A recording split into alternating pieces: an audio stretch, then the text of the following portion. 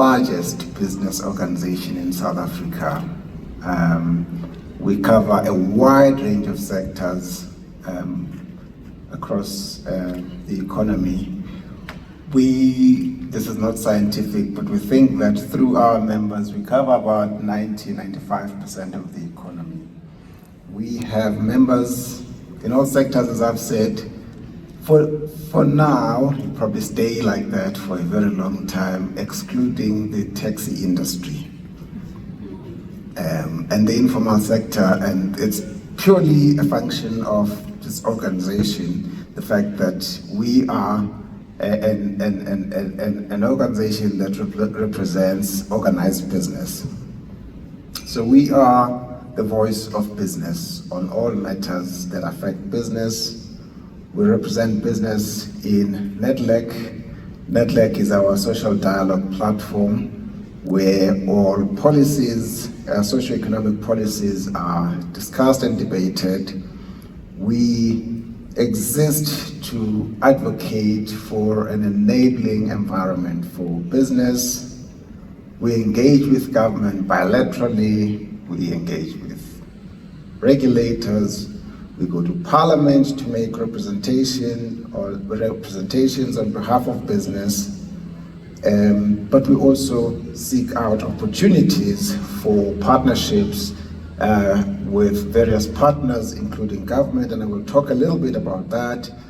We represent South African business regionally, continentally, and in global employer organizations. We go to all lengths for the business community. Ordinarily, we are very nice people. We will speak nicely and engage nicely, but if it is necessary, we will take you to court.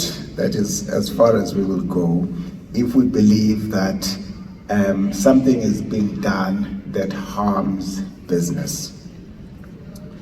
Why do we do that? It is because there can be no development in this country without the business community. And so making sure that we have an environment that supports businesses to thrive is important for this economy. And so the question is your business that you represent here today associated with BUSA, a member of BUSA? If you don't know, you should go back when you get back and ask this question and say, is our business associated with BUSA? The answer they will give you is that, well, you have to be an association to affiliate to BUSA. You can't join BUSA as an individual company, which is true. And the next question you will ask them is, how else can we be associated with BUSA? Because we would like, and our mission is to mobilize all of business to really be active in the development of this country, active in all matters that are pertinent to the economy. So that's the advert part of it.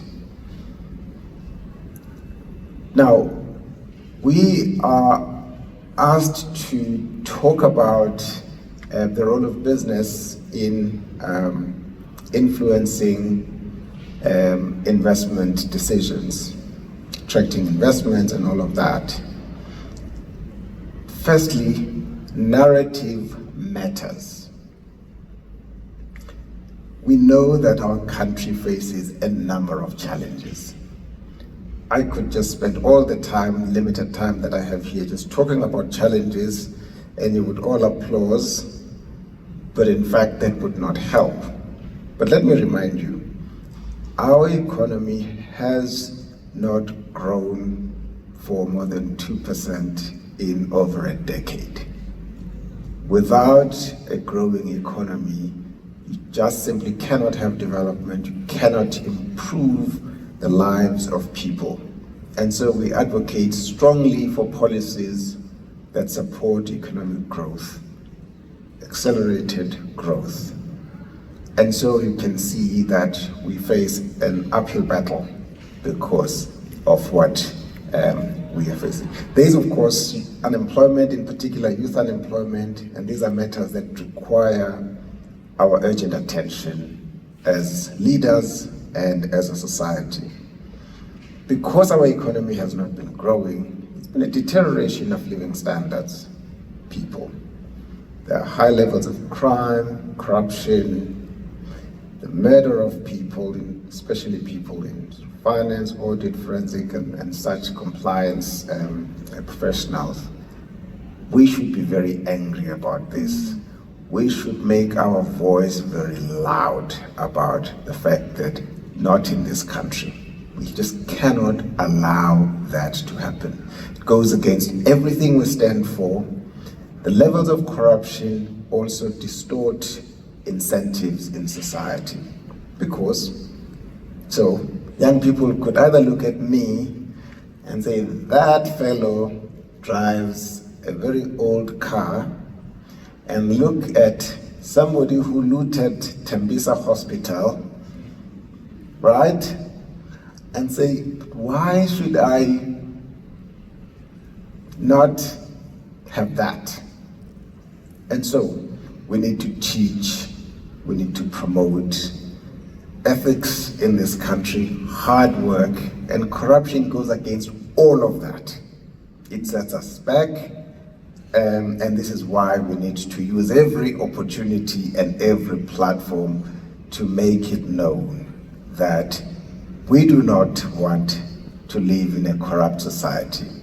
We do not want to live in a society where people carry heavy guns everywhere they go. I had an incident where just going into a bathroom in one of the malls, suddenly somebody walks in with 3 people carrying heavy guns just to watch him pee, right? This is what we are becoming as this country. We cannot allow that. As professionals and as everybody, we need to speak up against that. So yes, we face these challenges. We face challenges of crumbling infrastructure, and we are victims of that. When traffic lights don't work, I didn't have a shower this morning, so no hugs today because I didn't have a shower this morning. There was no water. These are the challenges that we face. And of course, transport and logistics issues have in fact caused many, many job losses in this economy, and this is all because of failing infrastructure. At the heart of these things is governance failures, resulting in many institutions in distress, deteriorating public finances, and we have been in sub-investment grade for a very long time, and all of these is a function of governance failures. But that's not all that South Africa is. In many ways, we are turning the corner because since about 2018, there's really been a concerted effort at trying to implement structural reforms which are necessary to creating platforms for growth. We also have a commitment to a stable macroeconomic framework. We have seen some improvements in energy.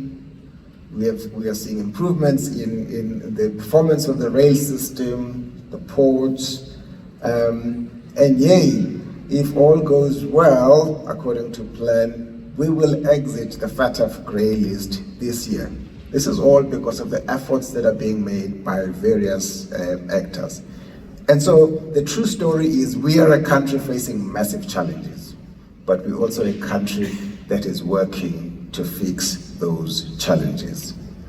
Just over the next 3 years, R1 trillion plus will be allocated to public infrastructure overseen by National Treasury. The JSE FTSE Top 40 Index has increased by about 25% from January to August this year, and it's been outperforming the S&P 500 and similar indices. Lending and investment banking activity has also increased, which tells us that something positive is happening in the economy, right? As business, we work with other like-minded people, entities. We collaborate with government as well. 3 years ago, when we were at the height of load shedding, when you would have load shedding of 4 hours twice a day, a situation that makes it impossible to do any production, makes it impossible to plan anything, we decided to approach government and say, hey, let's put our hands together. Let's work together to address these challenges. It's been hard, but it's also been fulfilling, because without declaring victory too early, but we actually are now out of what is called structural load shedding, by which we mean load shedding that is a result of inadequate generation capacity. On the generation side, ESCOM now generates enough electricity, of course supplemented by the renewable energy industry. So structural load shedding is not our problem. You will still experience darkness because there's infrastructure failures on the distribution infrastructure. But when that happens, it's not because we cannot generate enough electricity. It's because we have not invested in maintaining our distribution infrastructure. Transport and logistics is part of the areas where we have partnered with government. 3 years ago, the forecast was that Transnet would move only 149 million tons that year, down from a 200 million tons high of 2017-2018. So we were in serious trouble. The partnership has led to a situation where over the past couple of years there have been improvement, not shooting the lights, but improvements nonetheless, where we now, in a year recently completed, Transnet was able to move 162 million tons per year. Of course, we need over 200 million tons to get the economy going and stop job losses. The crime and corruption side of things, it's very hard. What's playing out in the Matlanga Commission and in Parliament is telling us that there's a problem, right? But if we work together, that too we can address. We've been working together with government on the piece that relates to efforts necessary to exit the grey list, and as I've said, all indications are that we will exit the grey list this year. We have a stream in our partnership with government that looks at the issue of youth employment. Early days, but we have agreed a program where, together with government, that we can use to really accelerate programs to address youth unemployment. I have to say, though, that the long-term solution to that is growing the economy at levels above 3%. So water is our next issue that, as part of the reform agenda of Operation Vulindlela, will receive attention, and we are also looking at how we can support municipalities, starting with the city of Joburg, the largest, the biggest city on the African continent, which is in an ICU, not because it has no resources, not because it doesn't have the skills and the wherewithal, it is because of poor governance. Why are so many of you and many other professionals not there supporting the city of Joburg? It's purely because how the city is governed, nobody would want to be associated with this. So at the heart of our problems is governance, and we want to address those and make it such that you can all want to join these entities and make them work again. Because when they work, they make it possible for people to actually enjoy a better life and not have to pay for private services, which then increases and puts pressure on household incomes. So the story of South Africa is one of serious challenges, but it is also a story of, certainly from the business community, an engaged business community that says, we're here, we want to be part of the solution, and I want to recruit all of you. Individually, your companies to be part of this movement that says this is our country. We will do everything to fix it. We will play our part in fixing this country. Thank you.